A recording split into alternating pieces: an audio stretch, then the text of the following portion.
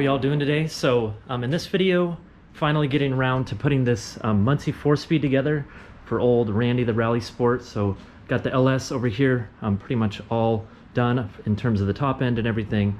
So time to get this all put together, and I can buy bell housing, flywheel, all that good stuff to put on the engine, and then put this whole drivetrain together. So I'm going to start with basically getting some stuff loaded onto this main shaft. I got this all cleaned up. This bushing is press on, so got to get that done, and then I can load this all up and start really making some moves on there. So I'll see you guys at our shop where we have the press, and we'll get this pressed on, and that'll be the first step. Made a little headway here. So at the other shop with the press, got this bearing pressed on the input shaft, and now I'm working on assembling the main shaft. So you start with second gear, you get your synchronizer hub, second gear just slides right on. And then this one, an original hub, sometimes you kind of got to press it on there. So got that completed, got all my keys in there and the springs. I've been watching this guy. I'll put the link in the description. The Muncie tapes, they're called, super helpful. So this is looking good. Now I need to press on this first gear sleeve. So I bought an aftermarket one that has some oil grooves. The original one was super worn out. So obviously first gear is the biggest on the main shaft. So once I get this slid down, I'll be able to put this first gear on, and that'll basically complete this side of the transmission in terms of the gear train, and then probably switch over to the other side. And there is a couple more things I got to press. So once I get to that point, I'll show you guys. Got this set up. So easy does it on these. Nice and slow. Make sure you're not hitting anything. Always kind of fun to press something together. So I'm going to get this done, and then we'll tag up. One final thing. So I got to press the speedometer gear on here. You can heat them up in the oven, and then they slide on nice and smoothly. And since mine is a passenger side exit for the speedometer cable, I basically press it to the beginning of the ground area. So this should go on really easy, and then I can flip this thing over, and this side is all assembled. I am holding this reverse gear idler with some tape so it doesn't end up falling down, interfering with my press. For this bushing, so it has this basically manufacturing groove in it, how it gets put together, and you want to put that 180 degrees out from this slot. I guess you could separate it if it was in that slot. And I did on this basically have to weld. It had a really big groove in here. I welded it and kind of made it the best I can. I'm definitely going to have to coat this all with silicone to make sure to fill in any imperfections on this when I put the actual seal in there. So I'm going to press this in, super easy, just use a washer, get it flush, and then tail shaft is ready to go. Ladies and gents, we got the main shaft put together. So final piece to the puzzle was pressing this hub on. I think some of the aftermarket hubs are kind of a slide fit, but all these had to be pressed on. So next step is kind of putting everything into the main case.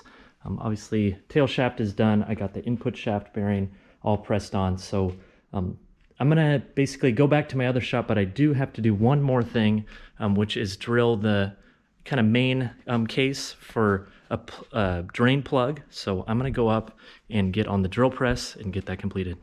Back in the shop here, got all the parts laid out. So what I'm gonna do with this counter shaft is take this anti-rattle plate off. I think these were nice from the factory, but you can see all the rivets have been broken. I don't need it where I'm going. So I'm just gonna take the grinder, basically grind this rivet off, and then grind all the other rivets flat. So obviously got that anti-rattle plate off, and what I've been doing is loading in these needle bearings. So 2 sets of needle bearings on each side. Basically use some grease, put it in there and load those in.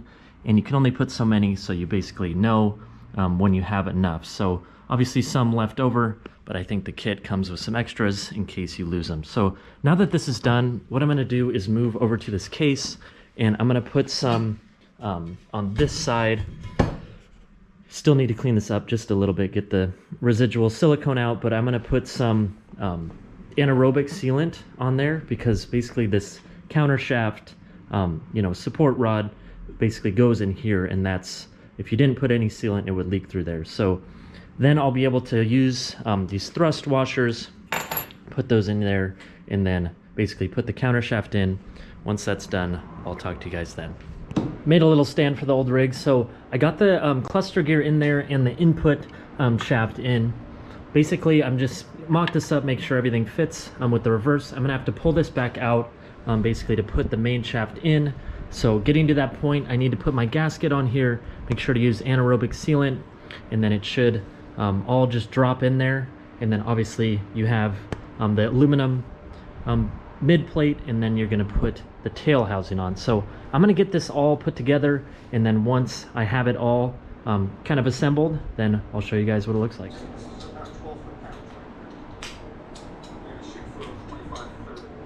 All right, ladies and gents, that about wraps it up. So got the tail housing on here, a little bit of a process getting everything aligned for reverse, but everything is working good. So you know, all the gears going gear and everything. So always good feeling when you get it all back together. I'm gonna probably wrap up the video here. In the next video on this specific subject, I'm gonna show you how to measure for a hydraulic throwout bearing. So I still need to mount this up to the LS. I'm really trying to get this all put together and in there pretty soon. So appreciate you watching. Hopefully you enjoyed you know, kind of seeing me put this all together, press, using the press and everything. I'm gonna probably go home and celebrate some holiday stuff. So thanks for watching. We'll see you in the next one. A little bit of bonus footage here. So I am gonna kind of cover this in the next one, but I got this shifter all taken apart and redone, and I'm just waiting on some hardened steel bushings for this transmission. I'll talk about it in the next video, basically where I'm working on something for the actual body of the car. And then I did get this side cover on, and I actually bought some Amazon shift forks because the old ones were super worn out. I'll put a picture right here